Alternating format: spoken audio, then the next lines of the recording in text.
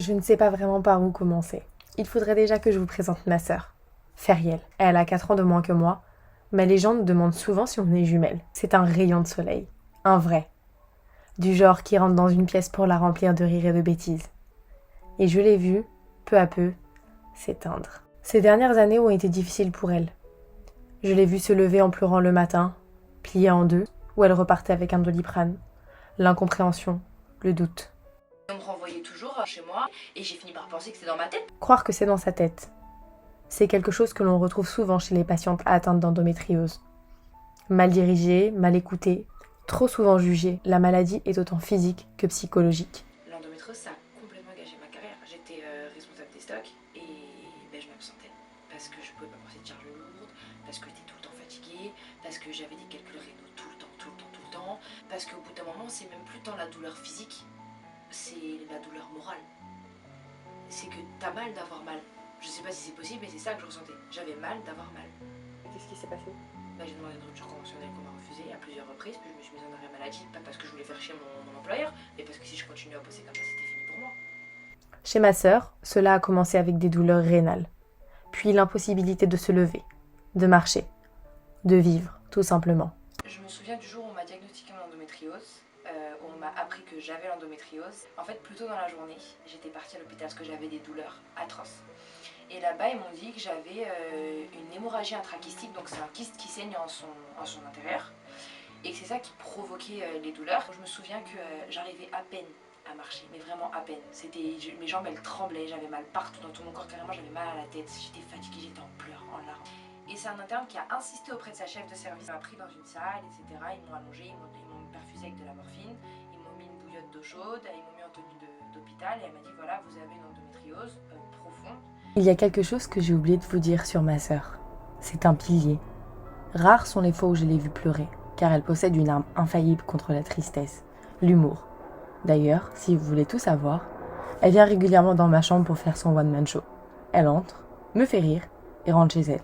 Alors, vous ne la connaissez peut-être pas comme moi je la connais, mais aujourd'hui, je sens qu'elle a du mal à retenir ses larmes. Pourquoi tu pleures? Parce que ça me saoule. Pourquoi?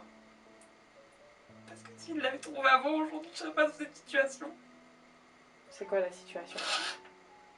De devoir prendre des médicaments et de me demander si ça va pas atteindre vraiment mes ovaires, si je vais pas me retrouver stérile.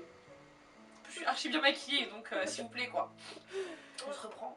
Même s'ils comprennent ce que j'ai et qu'ils me traitent différemment, c'est pas comme ça qu'on m'a traité pendant ces 5 années, mais surtout l'année dernière, je l'ai ressenti. Et que de me dire qu'aujourd'hui, les médecins ils vont un petit peu me pointer du doigt dans le sens où, comme si c'était de ma faute. Tu sais, genre quand je dis mais j'allais aux urgences, mais c'est pas aux urgences qu'il faut aller, mais c'est où en fait alors qu'il faut aller à ce moment-là? Quand tu souffres de douleur et que t'es plié en 4, c'est où que tu dois aller? L'endométriose, souvent considérée à tort comme la maladie des règles, est une maladie gynécologique chronique. Elle se caractérise par un développement de l'endomètre en dehors de l'utérus, colonisant alors d'autres organes. Pour ma sœur, des adhérences se sont formées sur les reins, le côlon, l'estomac. Cela crée alors une inflammation qui donne lieu à des douleurs chroniques. On meurt à petit feu de l'intérieur parce qu'on est drogué par des médicaments, l'homéoprazole, les pansements gastriques, le davalon-codéiné, l'acupan, mon traitement de base. Donc ça fait déjà 7 médicaments que je prends 3 fois par jour. Je sais très bien que ça rend accro ces médicaments, je le fais pas. Il aura fallu plusieurs années pour avoir un diagnostic clair. Endométriose profonde, stade 4. Profonde, car elle touche de nombreux organes. Les douleurs ne sont pas présentes que pendant les règles, mais tous les jours. Oui, j'ai mal tous les jours. Quasiment. Quasiment tous les jours. Ouais. Aujourd'hui, je pense que je vis avec mes douleurs, mais c'est normal. Donc je m'attarde pas sur ça. Je vis avec, c'est dans mon quotidien. Il n'existe pas de solution pour éradiquer l'endométriose, à part stopper les hormones féminines par une ménopause artificielle, ou comme pour ma sœur, un traitement chirurgical, afin d'enlever les lésions qui ont migré vers d'autres organes. Une chirurgie lourde qui aurait pu être évitée. Il y a quelques mois, après un énième trajet aux urgences, ma sœur s'est mise à hurler de douleur. Elle sera emmenée au bloc pour vérifier ses ovaires. Son endométriose n'étant toujours pas détectée, les médecins enchaîneront les erreurs. Lorsque le kyste a pété, c'était des cellules d'endométriose, donc de l'endomètre, et quand ça a explosé, forcément, ça s'est propagé. À ce moment-là, ils m'ont renvoyé chez moi en me disant que normalement, je devrais plus avoir mal. Ils m'ont demandé de retirer mon implant. Il n'y a plus d'hormones, il n'y a plus rien. La maladie, elle a fait ce qu'elle n'a pas pu faire pendant 5 ans parce que j'étais sous pilule. Elle l'a fait en 6 mois. Il aurait suffi d'un examen pour savoir. Il aurait suffi d'une IRM. Aujourd'hui, ma sœur essaye de trouver un équilibre entre sa vie de femme et sa maladie. Actuellement, j'ai repris mes études dans scientifique, domaine scientifique, pour faire de la biologie médicale, infectiologie ou de la médecine. En tout cas, un domaine médical. Elle a accepté de se mettre face à mon objectif. Parce qu'elle m'aime plus que tout, oui, mais surtout parce qu'elle aimerait que les choses changent.